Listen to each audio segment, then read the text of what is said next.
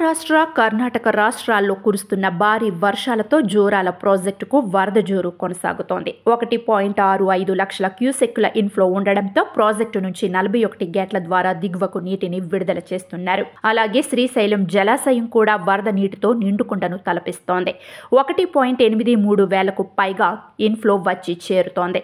మంగళవారం 842.4 అడుగుల నీటి మట్టం, 65.5 టీఎంసీల నీటి నిల్వ ఉంది. ఇప్పటికే కురిసిన వర్షాలతో జనం అల్లాడుతుంటే మరో 2 రోజుల పాటు వర్షాలు కొనసాగే అవకాశం ఉందని వాతావరణ కేంద్రం హెచ్చరించింది. అల్పపీడనం ప్రభావంతో తెలంగాణలో విస్తారంగా వర్షాలు కురుస్తాయని తెలిపింది. ఆసిఫాబాద్, మంచిర్యాల, జగిత్యాల, పెద్దపల్లి, జయశంకర్ భూపాలపల్లి, హన్మకొండ, ములుగు, కామారెడ్డి, సంగారెడ్డి, రాజన్న సిరిసిల్ల జిల్లాల్లో భారీ వర్షాలు కురిసే అవకాశం ఉందని తెలిపిన అధికారులు ఆయా జిల్లాలకు ఆరెంజ్ అలర్ట్ జారీ చేశారు. భారీ ఈదురుగాలులు, ఉరుములు, మెరుపులతో కూడిన వర్షం పడే అవకాశం ఉందని జాగ్రత్తగా ఉండాలని సూచించారు.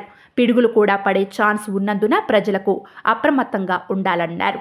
అవసరమైతేనే బయటకు వెళ్లాలని, చెట్ల కిందకు వెళ్లరాదని సూచించారు.